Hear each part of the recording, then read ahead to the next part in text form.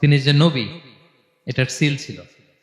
তাওরাত এবং ইনজিলে এই কথাটা এসছে যে শেষ নবীকে চিনার একটা মাধ্যম হচ্ছে ওনার পিঠে দুই কাঁধের মাঝখানে দ্য সিল অফ প্রফেসি পাওয়া যাবে, নবুয়তের চিহ্ন।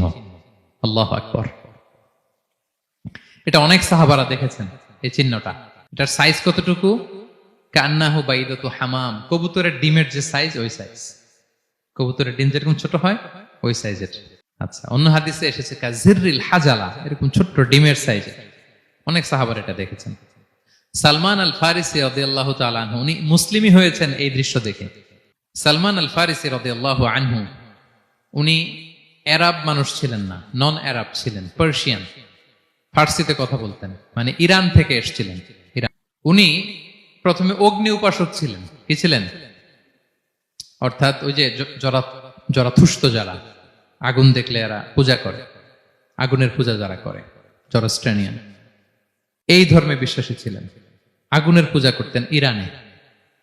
তিনিও আগুনের পূজা করে, তার বাবাও আগুনের পূজা করে।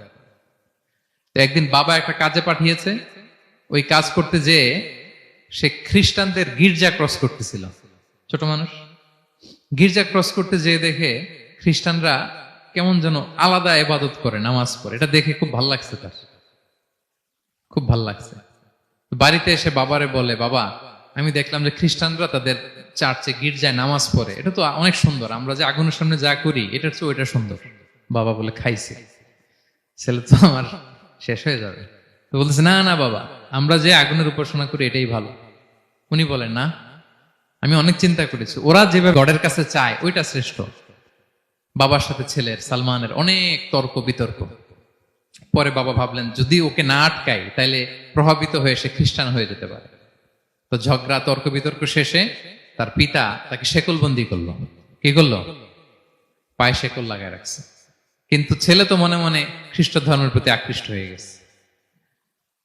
তো ওই খ্রিস্টানরা তার সাথে লুকিয়ে যোগাযোগ করত। সালমান ওই খ্রিস্টানদেরকে বলল যে তোমাদের খ্রিস্টান ধর্মের উৎপত্তি কোথায়? বলে, সিরিয়াতে। বলতেছে, এখান থেকে কোনো কাফেলা সিরিয়া যাবে নাকি? বলতেছে, হ্যাঁ, মিশনারি ওয়ার্কে একটা কাফেলা আসছে, যাবে। বলতেছে, যেই দিন যাবে আমাকে বলবে।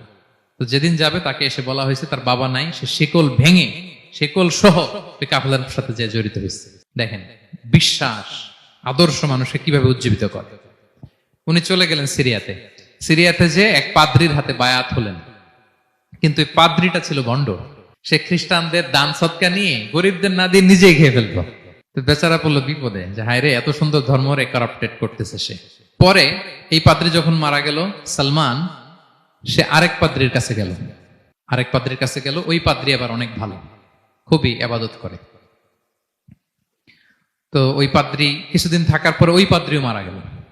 ওই মারা যাওয়ার আগে সে জিজ্ঞেস করতেছিল যে, পাদ্রি, এই বর্তমান পৃথিবীতে সবচেয়ে ভালো খ্রিস্টান পাদ্রি কে? বলতেছে, আর কেউ নাই। যদি ভালো খ্রিস্টান পাদ্রি তোমাকে পেতে হয়, জানতে হয়, তোমাকে ইরাকের মোসেল শহরে যেতে হবে। এবার মোসেলে যে সে আরেক খ্রিস্টান পাদ্রির কাছে থাকলো। কিছুদিন পরে ওই পাদ্রিও মারা গেল। তো মৃত্যুর আগে তাকে জিজ্ঞেস করছিল যে, পাদ্রি আপনি বলেন তো, আপনার পরে শ্রেষ্ঠ পাদ্রি কে আছে পৃথিবীতে? সে বলতেছে, আমার পরে শ্রেষ্ঠ কোনো পাদ্রি আর পৃথিবীতে নাই। খ্রিস্টান ধর্ম শেষ হয়ে গিয়েছে, নাই। তবে জেনে রেখো, শেষ জামানার নবী আসার সময় ঘনিয়ে এসছে। তিনি যে এলাকায় আসবে, এলাকাটা চারদিকে পাহাড় বেষ্টিত থাকবে। চারদিকে থাকবে পাহাড়, খেজুরের বাগান, মরুদ্যান। তাকে চেনার আলামত আছে। কি আছে? আলামত আছে। এক নম্বর আলামত হচ্ছে, ওই শেষ নবীকে দানের খাবার দিলে তিনি খায় না, কিন্তু উপহার দিলে সে নেয়, খায়। আর তার পিঠে দুই কাঁধের মাঝখানে একটা নবুয়তির মোহর আছে। সুবহানাল্লাহ। যদি পারো তার কাছে যে বায়াত হো। সালমান আল ফারিসি পাগল হয়ে গেছে ওনার সন্ধান পাওয়ার জন্য। কিভাবে যাবে, কিভাবে যাবে। তো উনি কিছু ছাগল পালতেন। একটা কাফেলা তিনি পেলেন, যে কাফেলা আরব কাফেলা, বনু কালবের কাফেলা, আরব দেশে যাচ্ছে। তাদের সাথে তিনি চুক্তি করলেন যে, আমার যত ছাগল আছে এই ছাগলগুলো তোমাদের দিয়ে দিব, তোমরা কি ওই এলাকায় আমাকে পৌঁছে দিবা? তারা বললেন, হ্যাঁ, পৌঁছে দিব। সব ছাগল দিয়ে দিলেন, রওনা হইলেন ওই এলাকায়। মাঝপথে তারা তার সাথে জুলুম করলো, অন্যায় আচরণ করলো। তাকে দাস হিসেবে বিক্রি করে দিল ইহুদিদের কাছে। ওয়াদি আল কোরা নামে একটা জায়গা আছে, ওখানকার এক ইহুদির কাছে বিক্রি করে দিল। সে ইহুদির কাছে দাস হিসেবে থাকতে আরম্ভ করলো। অনেকদিন পরে মদিনার পূর্ব নাম কি দেখি, কে বলতে পারে? হ্যাঁ, মাশাআল্লাহ, তো মদিনার পূর্ব নাম হচ্ছে ইয়াসরিব। তো ইয়াসরিবের এক ইহুদি, বনু কুরাইজার ইহুদি, সে আসছে ওয়াদি আল কোরাতে তার কাজিনের কাছে। এসে দেখে নতুন এক দাস পাইছে, বলছে আমি কিনবো, তুমি কিনতে চাও? তার কাছে বিক্রি করে দিল। তখন ইয়াসরিবের ওই ইহুদি বনু কুরাইজার সালমান আল ফারিসিকে নিয়ে ইয়াসরিবে চলে গেল। সুবহানাল্লাহ। মদিনার আগের নাম কি? বিষ্ণু ইসলাম মক্কা থেকে হিজরত করে কিছুদিন পরে কই যাবেন? সত্যের অনুসন্ধানে যদি আপনি হন, সত্য আপনি পাবেনই, সত্যের কাছে আপনি পৌঁছাবেনই, এতে কোনো সন্দেহ নাই। দেখেন, বিষ্ণু ইসলাম ওই এলাকায় আসবেন, আসার আগে আল্লাহ তাআলা সালমানকে নিয়ে ওখানে পৌঁছায় দিয়েছে। তিনি ওখানে থাকলেন, দীর্ঘদিন থাকলেন, খেজুর বাগানে তিনি কাজ করেন আর অপেক্ষা করেন যে কবে বিষ্ণু ইসলাম আসবেন। একদিন তিনি খেজুর গাছের উপরে কাজ করতেছেন, হঠাৎ ইহুদিরা বলা বলি করতেছে, আজকে ওই মক্কা থেকে কোন এক লোক নাকি আসছে কোবা পল্লীতে, সবাই বলে সে নাকি নবী, সবাই বলে সে নাকি।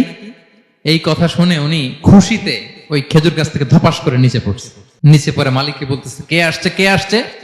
এই কথা শুনে মালিক রেগে মেগে তাকে মারতে আরম্ভ করলো, যে তোমার জেনে কি লাভ, যাও এখান থেকে। তার মানে সুবহানাল্লাহ, সালমান আল ফারিসি তিনি জেনে গেলেন যে বিষ্ণু ইসলামের আগমন ঘটেছে।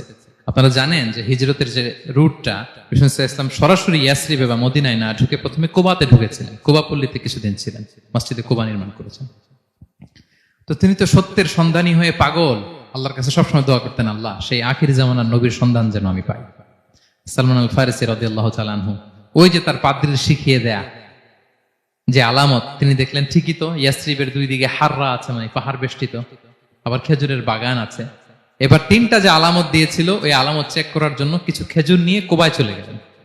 কুবায় যেয়ে দেখেন বিষ্ণু ইসলাম সাহাবাদের নিয়ে বসা। তো তিনি বিষ্ণু ইসলামের সাথে পরিচিত হয়ে বললেন, এই যে কিছু সাদাকার খেজুর আমি আপনার জন্য এনেছি, নেন। বিষ্ণু ইসলাম বললেন, ওই যে ওদেরকে দাও, ওই যে গরিব সাহাবারা, ওদেরকে দাও। বিষ্ণু ইসলাম খেলেন না, সে মনে মনে বলতেছে, এই তো একটা পেয়ে গেছি, একটা পেয়ে গেছি। উনি কিন্তু খায় নাই, ধরেও নাই, বলতেছে যে ওদেরকে দাও। দিল, সাহাবারা খেল। এরপর বিষ্ণু ইসলাম কুবা থেকে মদিনায় চলে গেলেন। তখনও মদিনার নাম হয়নি, ইয়াসরিব, ইয়াসরিবে গেলেন। এবার কিছুদিন পরে আরো কিছু খেজুর নিয়ে সালমান রাদিয়াল্লাহু তাআলা আনহু বিষ্ণু ইসলামের কাছে গেলেন। এবার যে বললেন, কিছু খেজুর আমি উপহার হিসেবে আপনার জন্য এনেছি, আপনি কি গ্রহণ করবেন? বিষ্ণু ইসলাম বললেন, অবশ্যই গ্রহণ করবো। বলেই তিনি একটা নিয়ে খেতে শুরু করলেন, খেলেন এবং বিতরণ করলেন। এবার তো সালমান মহা খুশি, এই তো পেয়ে গেছি দুইটা সাদাকার খেজুর, বলেছি ধরেও নাই, খায় নাই, যখনই বললাম উপহার খেয়েছে। এবার বাকি রইল কয়টা? সেটা কি? নবুয়তের সিলমোহর, দ্য সিল অফ প্রফেসি। এটা তো দেখা এত সহজ না, যদি এদিকে থাকে, জামা পরে থাকলে দেখা যাবে? তো এটার জন্য প্রায় যায়, কিন্তু ব্যাটে বলে হয় না, ট্রাই করে কিন্তু দেখা যায় না। একদিন তিনি গেলেন, এবং এটার জন্য তো পিছে পিছে থাকতে হবে, কি বলেন? কথা নেই বার্তা নেই, হুট করে পিছু পিছু ঘোরা যায় নাকি কারো? একদিন একটা উপলক্ষ তৈরি হলো, সেটা কি? বিষ্ণু ইসলাম এক সাহাবী মারা গেলেন বাকিউল গারকাদে, মানে যেটাকে আমরা জান্নাতুল বাকি বলি, ওই কবরস্থানে ওই লাশ নিয়ে যাচ্ছে, সবার সাথে সাথে বিষ্ণু ইসলামও যাচ্ছে। তো এখন তো একটা সুযোগ, পিছনে পিছনে যাওয়া যায়, কি বলেন? এইবার সালমান এসে পিছু ছাড়ে না, নবীজির পিছনে পিছনে যায়, কিন্তু স্বাভাবিক যাওয়া না, একটা আছে সিম্পলি হাঁটা, এরকম না, একবার এদিকে যায়, একবার ওদিকে যায়, একবার এদিকে যায়। আর অন্য সাহাবারা মনে মনে ভাবে, ঘটনা কি, এরকম করে কেন লোকটা? কিন্তু বিষ্ণু ইসলাম তো জানেন কেন এরকম করতেছে, ঠিক কিনা বলেন? বিষ্ণু ইসলাম সেদিন দুইটা চাদর পরেছিলেন, একটা নিচে আর একটা উপরে, নিচে লুঙ্গি আর একটা চাদরটা দিয়ে গা ঢেকেছিলেন। বিষ্ণু ইসলাম ইচ্ছে করে পিঠের চাদরটা একটু নিচের দিকে নামালেন, যাতে করে সে যেটা খুঁজতেছে ওটা দেখে ফেলে। বিষ্ণু ইসলাম চাদরটাকে একটু করে নিচে নামালেন, নামানোর সাথে সাথে তিনি দেখলেন দ্য সিল অফ প্রফেসি, মাহরুন নবুয়া। দেখার সাথে সাথে সালমান আল ফারিসি চিৎকার দিয়ে বিশ্বনবীকে জড়িয়ে ধরলেন এবং ওই জায়গাটাতে দুই ঠোঁট দিয়ে চুমু খেলেন, কাঁদতে শুরু করলেন। বিষ্ণু ইসলাম বললেন, কেন কাঁদো তুমি? এতক্ষণ আমি আপনাদেরকে যা শোনালাম, সালমান পুরো ঘটনাটা বিষ্ণু ইসলামের কাছে বর্ণনা করলেন। বললেন, ইয়া রাসূলুল্লাহ, এই জন্য কাঁদি, আমি ছিলাম অগ্নি উপাসক, সত্যের সন্ধানে আমি খ্রিস্ট ধর্ম গ্রহণ করেছি। 3 খ্রিস্টান পাদ্রী শেষ করে সর্বশেষ যে ভালো পাদ্রীটা, উনি বলছে যে উনি মরার পরে আর কেউ ভালো পাদ্রী নাই, আখির জামার পায়গাম্বার আগমনের সময় এসেছে, পাহাড়ি এলাকা, চারদিকে খেজুর বাগান, এরকম জায়গায় উনি আসবে। আর 3টা সাইন বলেছে, উনি সাদাকা খায় না, উপহার নেয়, খায়, আর তার পিছনে থাকবে মাহরুন নবুয়া, নবুয়তি সিল। সুবহানাল্লাহ। বিষ্ণু ইসলাম খুশি হলেন, তাকে শাহাদা পড়ালেন এবং বললেন যে তোমার এই দাসত্ব থেকে মুক্তির জন্য কি লাগবে? সে বলে যে আমার চুক্তি হয়েছে 300 খেজুর গাছ লাগবে। কয়শো? বিষ্ণু ইসলাম বললেন, কে আছো তোমাদের ভাইকে সাহায্য করবা? কেউ 20টা, কেউ 30টা, কেউ 40টা। সব সাহাবারা ডোনেট করে 300 খেজুর দিয়ে দিলেন, খেজুরের গাছ হয়ে গেল। আর 40 গ্রাম স্বর্ণ, এটাও দিতে হবে। তো কোন এক যুদ্ধে বিষ্ণু ইসলাম একটা ছোট্ট স্বর্ণের টুকরে পেয়েছিলেন, বললেন যাও এটা নিয়ে ওজন দাও, ওজন দিলে দেখবা হয়ে গেছে। ওইটা নিয়ে ওজন দেয়া হলো, দেখা গেল মুহূর্তে একেবারে সমানে সমানে 40 গ্রাম হয়ে গেছে। সালমান আল ফারিসি রাদিয়াল্লাহু তাআলা আনহু তারপর থেকে মৃত্যুর আগ পর্যন্ত বিষ্ণু ইসলামের সাথে ছিলেন, সবগুলো যুদ্ধে অংশগ্রহণ করেছেন। এবং 5ম হিজরিতে ওই যে পরীক্ষা খননের কথা আমরা জানি না, দ্য ব্যাটল অফ ট্রেঞ্চ, এই বুদ্ধিটা আসছিল সালমান রাদিয়াল্লাহু তাআলা আনহুর মাথা থেকে। এটা হচ্ছে ওনার ব্রেন চাইল্ড। কারণ আরব দেশে এরকম পরীক্ষা খনন করার ট্রেডিশনই ছিল না।